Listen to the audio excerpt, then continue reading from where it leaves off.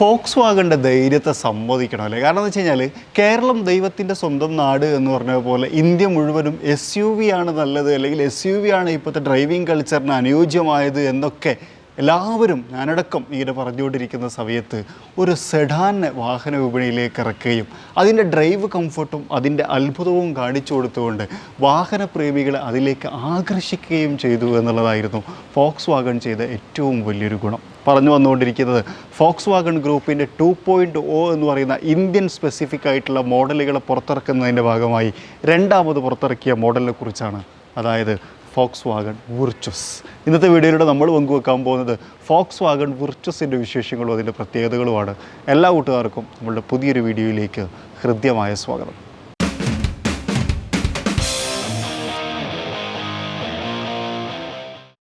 Indian specific ആയിട്ടുള്ള വാഹനങ്ങൾ കൂടുതൽ പുറത്തിറക്കുക എന്നുള്ള ആശയത്തിൻ്റെ ഭാഗമായിട്ടായിരുന്നു 2.0 എന്ന് പറയുന്ന ഒരു കോൺസെപ്റ്റിനെ ഫോക്സ്വാഗൺ സ്കോഡ ഗ്രൂപ്പ് വാഹന വിപണിയിലേക്ക്, പ്രത്യേകിച്ച് ഇന്ത്യൻ വാഹന വിപണിയിലേക്ക് കൊണ്ടുവരുന്നത്. അതിൻ്റെ ഭാഗമായിട്ട് തന്നെ ഇന്ത്യക്കാർക്ക് ഇഷ്ടപ്പെട്ട ചില എലമെൻറ്റുകൾ, ഇന്ത്യക്കാർക്ക് ഇഷ്ടപ്പെട്ട പ്രത്യേകിച്ചൊക്കെ പറയുക ചില ക്രോമിയം എലമെൻറ്റുകളൊക്കെ ഉൾപ്പെടുത്തിയിട്ടാണ് ഫോക്സ്വാഗൺ ഗ്രൂപ്പിൻ്റെ 2.0 മോഡലുകൾ വാഹന വിപണിയിലേക്ക് കൊണ്ടുവന്നിരുന്നത്.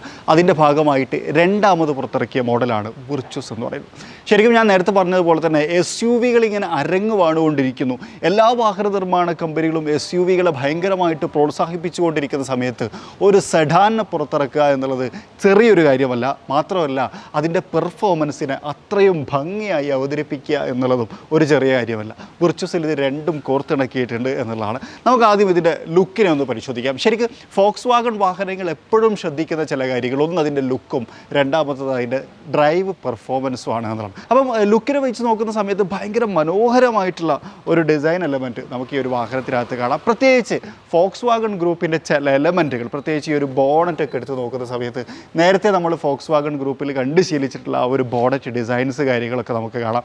അതുപോലെ തന്നെ ഈ ഒരു ലൈൻ, ഇത് ഞാൻ നേരത്തെ പറഞ്ഞ പോലെ ഇന്ത്യക്കാർക്ക് ഇഷ്ടപ്പെട്ടതൊരു ക്രോമിയം എലമെൻറ്റിനെ എന്ന് പലപ്പോഴും നമ്മൾ ഹൈലൈറ്റ് ചെയ്ത് പറയാറുണ്ട്. അപ്പം ഇന്ത്യക്കാരുടെ ആ ഒരു ഇഷ്ടത്തോട് മാച്ചാവുന്ന തരത്തിലൊരു ക്രോമിയം പ്ലേറ്റിങ്, അതിനോട് കണക്റ്റഡ് ആയിട്ട് തന്നെയാണ് നമ്മുടെ ഹെഡ് ലാമ്പ് യൂണിറ്റിനെ ക്രമീകരിച്ചിട്ടുള്ളത്. അതുപോലെ തന്നെ ഹെഡ് ലാമ്പിനെ കുറിച്ച് പറയുന്ന സമയത്ത് ഈ ഒരു ഭാഗത ഇതാണ് ശരിക്ക് ഡേ ടൈം റണ്ണിങ് ലാമ്പ്, അതായത് DRL ക്രമീകരിച്ചിട്ടുള്ളത്. അപ്പോൾ നമ്മൾ വിചാരിക്കും ഇത് ഡുവൽ ഫംഗ്ഷനിങ് ആണ്, അത് തന്നെയാണ് ഇൻഡിക്കേറ്ററിന്. അല്ല, ഇൻഡിക്കേറ്ററിന് കൊടുത്തിട്ടുള്ളത് ഈ ചേമ്പറാണ്.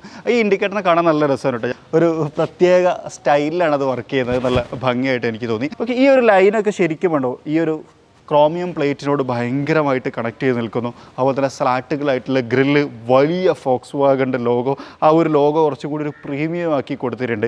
താഴ്ഭാഗത്തേക്ക് വന്നു കഴിഞ്ഞാൽ എയർ ഡാം യൂണിറ്റ്, ഈ എയർ ഡാം യൂണിറ്റിനെ നമ്മൾ കാണുന്ന സമയത്ത് കുറച്ചുകൂടി വൈഡായിട്ട് ഓപ്പൺ ആവുന്ന ഒരു എയർ ഡാം യൂണിറ്റിൻ്റെ ഫീലുണ്ട്. അതും സ്ലാറ്റുകളായിട്ട് ശരിക്കും ഗ്രില്ലിനേക്കാളും വലിയ എയർ ഡാം യൂണിറ്റ് പോലെ ക്രമീകരിച്ചായിട്ട് നമുക്ക് കാണാം. ഒരു ക്രോമിയം പ്ലേറ്റിംഗ് ഒക്കെ കൊടുത്ത് അതിനെ മനോഹരമാക്കിയിട്ടുണ്ട്. അതുപോലെ തന്നെ ഇവിടെ നമുക്ക് ഫോഗ് ലാമ്പ് യൂണിറ്റും കാര്യങ്ങളൊക്കെ കാണാം. ഈ ഹൗസിംഗ് ഒക്കെ നല്ല രസമുണ്ടല്ലേ, അതിനകത്തും ഒരു ക്രോമിയം പ്ലേറ്റിങ്ങും കാര്യങ്ങളൊക്കെ കൊടുത്തിട്ടുണ്ട്. ഇപ്പോൾ നമ്മൾ കണ്ടുകൊണ്ടിരിക്കുന്ന കളർ വൈറ്റ് ആണ്, പല കളറിൽ അവൈലബിൾ ആണ്. എനിക്ക് കുറച്ചും കൂടി ഇഷ്ടപ്പെട്ട റെഡാണ്. ഇതിൻ്റെ റെഡ് നല്ല രസമുള്ളൊരു കളറാണ്. വൈറ്റ് മോശമാണെന്നല്ല, ഏറ്റവും കൂടുതൽ ആളുകൾ ഉപയോഗിച്ചുകൊണ്ടിരിക്കുന്ന കളർ വൈറ്റ് ആണ് എന്നുള്ളൊരു കാര്യം നമ്മൾ നേരത്തെ പറഞ്ഞിട്ടുണ്ടായിരുന്നു. അപ്പോൾ എന്നാലും ഫ്രണ്ടിൽ നിന്ന് നോക്കുന്ന സമയത്ത് ഇത് ശരിക്കും ഒരു ഫോക്സ്വാഗൺ ഗ്രൂപ്പിൻ്റെ DNA ഫ്രണ്ടിൽ നമുക്ക് നല്ല രൂപത്തിൽ വായിക്കാൻ കഴിയുന്നുണ്ട് എന്നുള്ളൊരു കാര്യം കൂടി പറഞ്ഞുകൊണ്ട് ഇവിടെ നമുക്ക് 16 ഇഞ്ച് അലോയ് വീലുകളാണ്. ശരിക്കും ഈ 16 ഇഞ്ച് ഡയമണ്ട് കട്ട് അലോയ് വീലിൻ്റെ ഒരു പ്രത്യേകത ഞാൻ ശ്രദ്ധിച്ചതെന്ന് വെച്ച് കഴിഞ്ഞാൽ വലിയ സ്പേസ് ശരിക്കും ടയറും വീലാർക്കും തമ്മിലുണ്ട്. അതുകൊണ്ട് തന്നെ ഒരു 17 ഇഞ്ച് വരെ അവിടെ ഫിറ്റ് ആവും.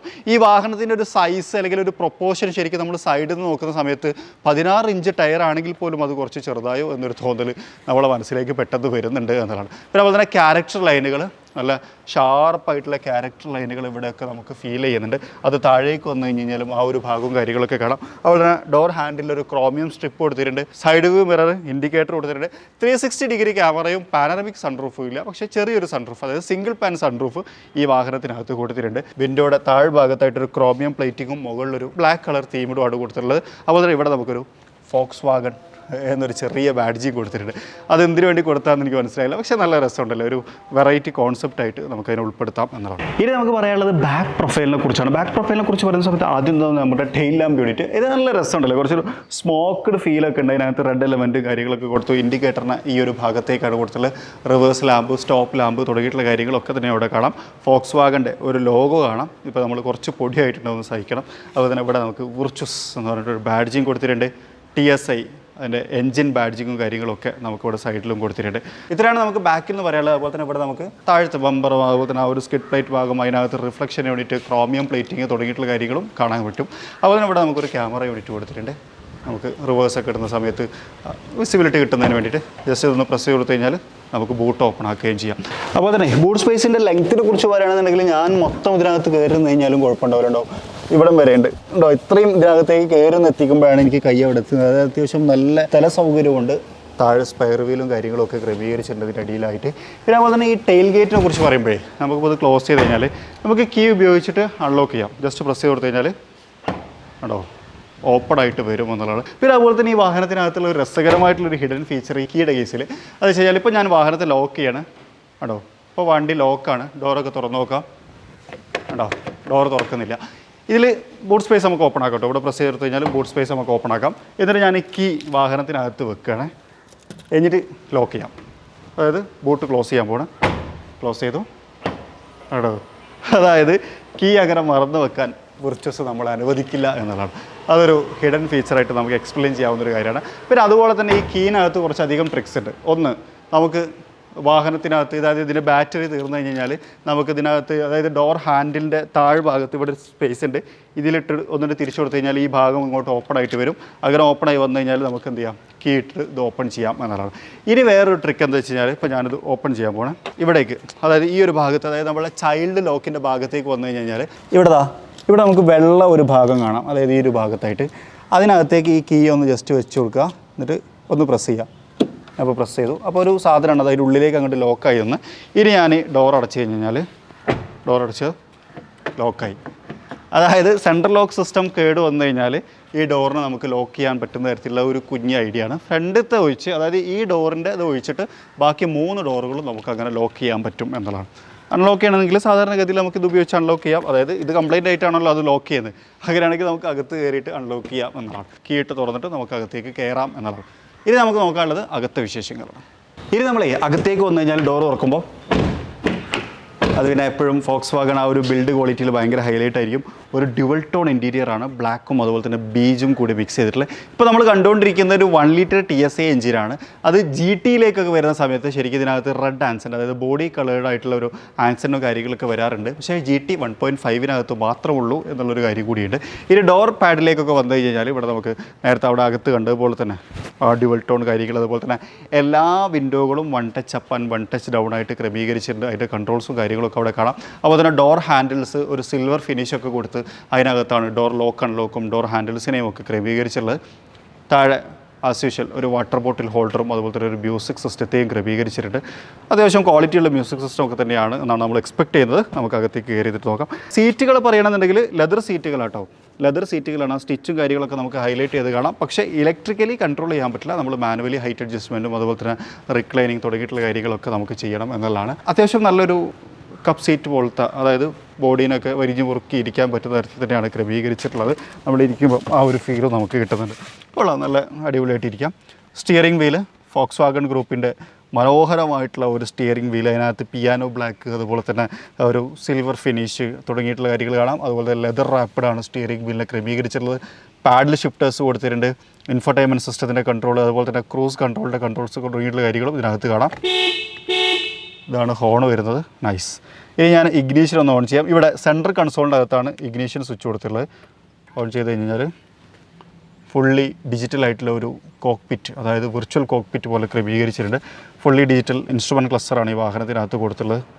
അതിനകത്ത് നമുക്ക് ആവശ്യമുള്ള ഡീറ്റെയിൽസും കാര്യങ്ങളൊക്കെ കൊടുത്തിട്ടുണ്ട്. എൻജിൻ റണ്ണിങ് ആണെന്നുള്ളൊരു വാണിംഗ് വന്നു. ഡോർ ഓപ്പൺ ആണെന്നുള്ളത് വന്നു. അതൊക്കെ നല്ല രസമുണ്ടല്ലേ കാണിക്കാൻ, ഒരു ഗ്രാഫിക്കൽ റെപ്രസെൻറ്റേഷൻ നല്ല രസമുണ്ട്. ഇൻഫർടൈൻമെൻറ്റ് സിസ്റ്റം അത്യാവശ്യം വലിയൊരു ഇൻഫർടൈൻമെൻറ്റ് സിസ്റ്റമാണ്. ആപ്പിൾ കാർപ്ലേ ആൻഡ്രോയിഡ് ഓട്ടോ തുടങ്ങിയിട്ടുള്ള കാര്യങ്ങളൊക്കെ നമുക്ക് കണക്ട് ചെയ്യാവുന്ന തരത്തിൽ ക്രമീകരിച്ചിട്ടുള്ളതാണ്. ഫ്യൂൽ കൺസപ്ഷൻ തുടങ്ങിയിട്ടുള്ള കാര്യങ്ങളൊക്കെ കാണാം. ഫ്യൂൽ കൺസപ്ഷൻ്റെ കാര്യം പറയുന്ന സമയത്ത് കമ്പനി അവകാശപ്പെടുന്നത് 19 ഇപ്പോൾ നമ്മൾ കണ്ടുകൊണ്ടിരിക്കുന്നത് വെച്ച് കഴിഞ്ഞാൽ ടോപ്പ് സ്പെക്കിൽ ഓട്ടോമാറ്റിക്കാണ്. അതായത് ഒരു 6 സ്പീഡ് ടോർക്ക് കൺവേർട്ടർ ഓട്ടോമാറ്റിക്കാണ് ഈ വാഹനത്തിനകത്തുള്ള. അതിൻ്റെ ഗിയർ ലിവറും കാര്യങ്ങളൊക്കെ ഇവിടെ കാണാം. നല്ല രസമുള്ളൊരു സംഭവമാണ്. പിയാനോ ബ്ലാക്ക് എലമെൻറ്റ് അതിനകത്ത് ഇതൊക്കെ ശരിക്കും പറഞ്ഞാൽ ചെറിയ ഡിസ്പ്ലേയുടെ പവർ ചെയ്യുന്നുണ്ട്. അപ്പോൾ ഏത് പൊസിഷനിലാണെന്നുള്ളത് ആ ഒരു ഭാഗം റിവേഴ്സിലേക്ക് ഇട്ട് കഴിഞ്ഞാൽ കേട്ടോ അങ്ങനെ നമുക്ക് കാണാൻ കഴിയുമെന്നുള്ളതാണ്. അപ്പോൾ ആ തരത്തിൽ ക്രമീകരിച്ചുള്ളതാണ്. അപ്പോൾ ഇപ്പോൾ നമ്മൾ കണ്ടുകൊണ്ടിരിക്കുന്ന വാഹനത്തിൻ്റെ പ്രൈസ് എന്ന് പറഞ്ഞു കഴിഞ്ഞാൽ ഏകദേശം 19 ലക്ഷം രൂപയാണ് ഓൺ റോഡ് പ്രൈസ് വരിക. ഡീറ്റെയിൽ അറിയാൻ വേണ്ടിയിട്ട് നമ്മൾ താഴെ ഡിസ്ക്രിപ്ഷനകത്ത് നമ്മൾ ഫിനിക്സ് കാർസിൻ്റെ കോൺടാക്ട് ഡീറ്റെയിൽസും കാര്യങ്ങളൊക്കെ കൊടുത്തിട്ടുണ്ട്. അതിനകത്ത് നിങ്ങൾക്ക് വിളിക്കാം. അപ്പോൾ ഇനി ഇൻഫർടൈൻമെൻറ്റ് സിസ്റ്റത്തിലേക്ക് നോക്കി കഴിഞ്ഞാൽ നമുക്ക് റിവേഴ്സ് ക്യാമറയുടെ ക്ലാരിറ്റി ഒന്ന് കാണാം കേട്ടോ, കുഴപ്പമൊന്നുമില്ല. നൈസ്. ഇപ്പം ബാക്കിൽ ലൈറ്റ് കുറവുള്ള ഒരു പ്രദേശത്താണ് നമ്മൾ നിൽക്കുന്നത്, ഒരു തണലത്ത്, അതുകൊണ്ടുള്ള ഒരു ബുദ്ധിമുട്ടാണ്. അത്യാവശ്യം നല്ല ക്ലാരിറ്റി ഉള്ളൊരു സംഭവമാണ്. അപ്പം wireless apple CarPlay Android auto തുടങ്ങിയുള്ള കാര്യങ്ങളൊക്കെ അതിനകത്ത് വർക്ക് ചെയ്യുമെന്നുള്ളൊരു കാര്യം പറഞ്ഞു. അപ്പോൾ തന്നെ ഈ ഒരു ഭാഗം നോക്കിയാൽ നല്ല രസമില്ലേ ക്രമീകരിച്ച് കാണാൻ. കാരണം വെച്ചാൽ ഇതൊരു പിയാനോ ബ്ലാക്ക് എലമെൻ്റാണ്. അതിനകത്ത് ഹസാർഡ് ലാമ്പിൻ്റെ ബട്ടൺ ഇവിടെ കൊടുത്തിട്ടുണ്ട് കേട്ടോ.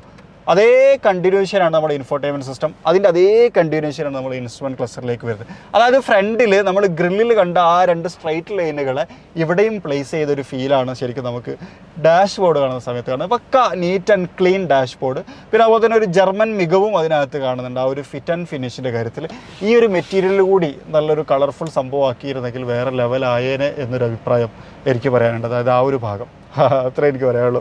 പിന്നെ അതുപോലെ തന്നെ AC വെൻറ്റുകൾ അതിൻ്റെ താഴ്ഭാഗത്തായിട്ട്, അതായത് AC കൺട്രോൾസും കാര്യങ്ങൾ ഇതൊക്കെ നമ്മൾ നേരത്തെ ടൈഗുകളിലൊക്കെ കണ്ടതുപോലെ തന്നെയാണ് ഇതിനകത്ത് കൊടുത്തുള്ളത്. അപ്പോൾ തന്നെ ഇവിടെ നമുക്ക് 2 C പോർട്ടുകൾ കാണാം, അതായത് വയേർഡായിട്ട് ചാർജ് ചെയ്യാൻ. ഇനി വയർലെസ്ലി ചാർജ് ചെയ്യണമെന്നുണ്ടെങ്കിൽ ഇവിടെ ഒരു വയർലെസ് ചാർജിങ് പോർട്ട് കൊടുത്തിട്ടുണ്ട്. ഇവിടെ കുറച്ച് ബട്ടണുകൾ കാണാം, 3 ഡമ്മി ബട്ടണുകളും 3 ഫംഗ്ഷനിങ് ബട്ടണുകളും. 2 ഫംഗ്ഷൻ ബട്ടൺ എന്ന് പറഞ്ഞാൽ നമ്മുടെ വെൻറ്റിലേറ്റഡ് സീറ്റിൻ്റെ 2 കൺട്രോളുകൾ, അതായത് ഡ്രൈവറുടെ സീറ്റും കോ ഡ്രൈവറുടെ സീറ്റും വെൻറ്റിലേറ്റഡ് ആണ്. അതുപോലെ തന്നെ ഇവിടെ നമുക്ക് ഓട്ടോ ഐഡിയൽ സ്റ്റാർട്ട് സ്റ്റോപ്പിൻ്റെ ഒരു ബട്ടൺ കാണാം. അതായത് നമ്മൾ ഡ്രൈവ് മോഡിൽ നിന്ന് കാലെടുത്ത് കഴിഞ്ഞാൽ ഒരു നിശ്ചിത സമയത്തേക്ക് വണ്ടി ഓഫ് ആവുകയും പവർ ബാറ്ററിയിൽ നിന്ന് എടുക്കുകയും ചെയ്യുന്ന ആ ഒരു സിസ്റ്റം. അതായത് നമ്മൾ ചില വാഹനത്തിനകത്ത് മൈൽഡ് ഹൈബ്രിഡ് എന്ന് വിശേഷിപ്പിച്ച സംഭവം. വീണ്ടും താഴേക്ക് വന്നു കഴിഞ്ഞാൽ ഇവിടെ നമുക്കൊരു 12 വോൾട്ടിൻ്റെ ചാർജിങ് പോർട്ട് കാണാം കേട്ടോ, നമുക്ക് ചാർജ് ചെയ്യാം. 2 കപ്പ് ഹോൾഡറുകൾ കൊടുത്തിട്ടുണ്ട്. ഇവിടെ ഒരു ഗ്ലോ ബോക്സ് കൊടുത്തിട്ടുണ്ട്, അത്യാവശ്യം ഡീസൻറ്റ് സൈസാണ്. ഓട്ടോമാറ്റിക് ഡയനായിട്ട് അഡ്ജസ്റ്റ് ചെയ്യുന്ന റിയർ വ്യൂ മിററുകളെ ഇവിടെ നമുക്ക് കാണാൻ കഴിയും. സൺറൂഫിൻ്റെ കൺട്രോൾ കാണാം. സൺറൂഫ് ഞാൻ നേരത്തെ പറഞ്ഞ പോലെ തന്നെ ഒരു പാനോരമിക് സൺറൂഫ് അല്ല, സിംഗിൾ പാൻ സൺറൂഫാണ് എന്നുള്ളൊരു കാര്യം കൂടി ഓർത്ത് വെക്കുക. ഇനി നമ്മൾ സെക്കൻഡ് റോയിലേക്ക് വന്നു കഴിഞ്ഞാൽ സെക്കൻഡ് റോയിൻ്റെ സൈഡിലൊക്കെ നേരത്തെ നമ്മൾ കണ്ട പോലെ തന്നെ ബീച്ച് കളർ കാര്യങ്ങൾ, അപ്പോൾ ഒരു ഷെയ്ഡ് എക്സ്ട്രാ കൊടുത്തിട്ടുണ്ട്. അത് നല്ലതാണ്. ബാക്കിലിരിക്കുന്ന സമയത്ത് ഒരു തണലൊക്കെ കിട്ടുന്നതിന്, കയറിയിരിക്കുന്നതിൽ കാര്യത്തിലൊന്നും ബുദ്ധിമുട്ടില്ല. കൊള്ളാം. ബാക്കിൽ ആളുകൾക്ക് സൺറൂഫിൻ്റെ വിസിബിലിറ്റി ഇല്ല, അതുകൊണ്ട് ബാക്കിലിരിക്കുന്ന ആളുകൾക്ക് വേണമെങ്കിൽ ഇങ്ങനെ നോക്കാം, ഒരു അഡ്ജസ്റ്റ്മെൻറ്റിൻ്റെ പുറത്ത് കാഴ്ചകൾ കാണണമെങ്കിൽ കേട്ടോ, അല്ലെങ്കിൽ നോക്കാതെ ഇരിക്കാം. അപ്പം ഇനി നമുക്ക് നോക്കാനുള്ളത് ഹൃദയത്തെക്കുറിച്ചാണ്, അതായത് എൻജിൻ. ഇനി നമുക്ക് ഹൃദയത്തെക്കുറിച്ച് പറയുന്ന സമയത്തെ ബോണറ്റ് ഓപ്പൺ ആക്കലൊക്കെ സിമ്പിളാണ്, ജസ്റ്റ് ഒരു ബട്ടണാണ്, അത് പ്രസ് ചെയ്ത് കൊടുക്കുക. പക്ഷേ ഹൈഡ്രോളിക് സ്ട്രട്ടൊന്നും കൊടുത്തിട്ടില്ല, നമുക്ക് മാനുവലി ഇങ്ങനെ കണക്ട് ചെയ്ത് വെക്കാവുന്നതാണ്. ഇതാണ് Volkswagen ഗ്രൂപ്പിൻ്റെ 1 litre TSI petrol engine. Diesel എഞ്ചിനുകളെ Volkswagen നിർത്തിയിട്ട് കുറച്ച് കാലമായി. അത് പല വാഹന നിർമ്മാണ കമ്പനികളും ഏറെക്കുറെ ഡീസൽ എഞ്ചിനുകൾ അവസാനിപ്പിച്ചിട്ടുണ്ട്. 1.5 ലിറ്റർ TSIയും അതുപോലെ തന്നെ 1 ലിറ്റർ TSIയും ആണ്. 2 എഞ്ചിനുകളാണ് പ്രധാനമായിട്ടും ഈ വാഹനത്തിനകത്തുള്ളത്. 1.5ലേക്ക് വരുന്ന സമയത്ത് 150 PS പവർ ഉൽപ്പാദിപ്പിക്കുന്ന ഒരു എഞ്ചിനാണ് ഇതിനകത്ത് വർക്ക് ചെയ്യുന്നത്. അത് 1 ലിറ്റർ TSIയിലേക്ക് വരുന്ന സമയത്ത് 115 PS ആണ് ഉൽപ്പാദിപ്പിക്കുന്നത്. 1.5ൽ 250 Nm ടോർക്കും 1 ലിറ്ററിലേക്ക് വരുന്ന സമയത്ത് നമുക്ക് 178 Nm ടോർക്കുമാണ്. 1 ലിറ്റർ TSI 6 സ്പീഡ് മാനുവൽ ട്രാൻസ്മിഷനകത്ത് അവൈലബിൾ ആണ്. അതുപോലെ തന്നെ 6 സ്പീഡ് ടോർക്ക് കൺവേർട്ടർ, ഇപ്പോൾ നമ്മൾ കണ്ടുപിടിക്കുന്ന ടോർക്ക് കൺവേർട്ടറാണ്. 1.5ലേക്ക് വരുന്ന സമയത്ത് നമുക്കൊരു DCT ഉണ്ട്, അതായത് dual clutch transmission. Dual clutch ട്രാൻസ്മിഷനെ കുറിച്ച് പറയുന്ന സമയത്ത് Volkswagen ഗ്രൂപ്പ് ആ കാര്യത്തിൽ പയനീർ ആണെന്ന് പറയാം അല്ലേ. കാരണം പോളോയിലൊക്കെ ഒരുപാട് ആളുകൾ ഭയങ്കരമായിട്ട് ഇഷ്ടപ്പെട്ട ഒരു TSI അല്ലെങ്കിൽ ഒരു DSC എന്നൊക്കെ നമുക്ക് പറയാം. പോളോയിൽ നിന്ന് DSC പോയ സമയത്ത് ഒരുപാട് ആളുകൾ അതിൻ്റെ സങ്കടം പറഞ്ഞിരുന്നു എന്നുള്ളതും വേറൊരു കാര്യമാണ്. പിന്നെ ഈ ഒരു വാഹനത്തിൻ്റെ പ്രൈസ് റേഞ്ചിനെ കുറിച്ച് പറയുകയാണെന്നുണ്ടെങ്കിൽ 13 ലക്ഷം രൂപയാണ് ഈ വാഹനത്തിൻ്റെ ഓൺ റോഡ് പ്രൈസ് സ്റ്റാർട്ട് ചെയ്തത്. അതായത് ഏറ്റവും ബേസ് വേരിയൻറ്റിൻ്റെ ഏറ്റവും ടോപ്പ് എൻഡിൻ്റെ ഓൺ റോഡ് എന്ന് പറഞ്ഞാൽ 19 ലക്ഷം രൂപയുമാണ് എന്നുള്ളതാണ്. ഇനി എന്തെങ്കിലും കൂടുതൽ ഡീറ്റെയിൽസ് നിങ്ങൾക്ക് അറിയണമെന്നുണ്ടെങ്കിൽ ഫിനിക്സ് കാർസിൻ്റെ കോൺടാക്ട് ഡീറ്റെയിൽസ് ഞാൻ ഈ വീഡിയോയുടെ താഴെ ഡിസ്ക്രിപ്ഷനകത്ത് കൊടുത്തിട്ടുണ്ട്. നിങ്ങൾക്ക് അതിനകത്ത് വിളിക്കാം എന്നുള്ളൊരു കാര്യം കൂടി പറഞ്ഞുകൊണ്ട് നമുക്കിതൊന്ന് ഡ്രൈവ് ചെയ്ത് നോക്കാം. ഡ്രൈവ് ചെയ്യുന്ന സമയത്താണ് നമുക്ക് കൂടുതൽ ഫൺ എലമെൻറ്റുകൾ പറയാനുള്ളത്. അപ്പോളേ നമ്മൾ വിർച്വസിനെ ഡ്രൈവ് ചെയ്യാൻ വേണ്ടിയിട്ട് ഒന്ന് ഹൈവേയിലേക്ക് കൊണ്ടുവന്നിരിക്കുകയാണ്. നമ്മളിപ്പോൾ കുറച്ച് നേരമായിട്ട് ഇത് ഓടിച്ചുകൊണ്ടിരിക്കുകയാണ്. നമ്മൾ ഓടിച്ചു തുടങ്ങുന്ന സമയത്തുള്ള കുറച്ച് ക്യാരക്ടേഴ്സ് ആദ്യം പറയാം. ഒന്ന് വിസിബിലിറ്റി. ഒരു സെഡാൻ ആണെങ്കിൽ പോലും അത്യാവശ്യം നല്ല വിസിബിൾ ആയിട്ടുള്ള ഒരു ഭാഗമാണ്, അത്യാവശ്യം നല്ല സ്പേഷ്യസ് ആണ്. അതുകൊണ്ട് തന്നെ ഫാമിലിക്ക് ഭയങ്കര അനുയോജ്യമായിരിക്കും എന്നുള്ളതാണ്. രണ്ടാമതൊരു കാര്യം എഞ്ചിൻ. 1 ലിറ്റർ എഞ്ചിനും അതുപോലെ തന്നെ 1.5 ലിറ്റർ എഞ്ചിനുമാണ് ഈ വാഹനത്തിനകത്തുള്ളത്. 1.5ലേക്ക് വരുന്ന സമയത്ത് നമുക്കൊരു DCT ഉണ്ട്. ഇതിനകത്ത് നമുക്കൊരു ടോർക്ക് കൺവേർട്ടർ ഓട്ടോമാറ്റിക്കാണ് നമ്മൾ ഉപയോഗിച്ചുകൊണ്ടിരിക്കുന്നത്. അപ്പോൾ DCT ഉപയോഗിച്ചിട്ട് ടോർക്ക് ടോർക്ക് കൺവെർട്ടറിലേക്ക് വരുന്ന സമയത്ത് നമുക്ക് കുറച്ചൊരു ബാഡ് ഫീൽ വരും. അതായത് DCTയുടെ അത്ര എത്തുന്നില്ലല്ലോ എന്നുള്ളൊരു ബാഡ് ഫീൽ, അല്ലാതെ അതിൻ്റെ ഒരു സ്റ്റാൻഡ് അലോൺ ബാഡ് ഫീൽ അല്ല. നേരെ മറിച്ച് ഇത് മാത്രമാണ് നമ്മൾ ഉപയോഗിക്കുന്നതെങ്കിൽ ഇത് അത്യാവശ്യം നല്ല ക്വാളിറ്റി ഉള്ള ഒരു ഡ്രൈവ് പ്രൊവൈഡ് ചെയ്യുന്നുണ്ട് എന്നതാണ്. പിന്നെ അതുപോലെ തന്നെ ഇൻസുലേഷൻ, അതായത് നമുക്ക് കാര്യമായിട്ടുള്ള വൈബ്രേഷൻ അല്ലെങ്കിൽ നോയ്സോ കാര്യങ്ങളോ ഒന്നും വാഹനത്തിനകത്തേക്ക് വരുന്നില്ല, ബാലൻസ്ഡാണ്. അതുകൊണ്ട് തന്നെ നമുക്ക് നല്ല RPMൽ ക്രൂസ് ചെയ്യുന്ന സമയത്തും നല്ല ക്വാളിറ്റി ഉള്ളൊരു ഡ്രൈവ് നമുക്ക് കിട്ടുന്നുണ്ട് എന്നതാണ്. ഞാനൊന്ന് RPM കയറ്റി ഓടിച്ച് കാണിക്കാം.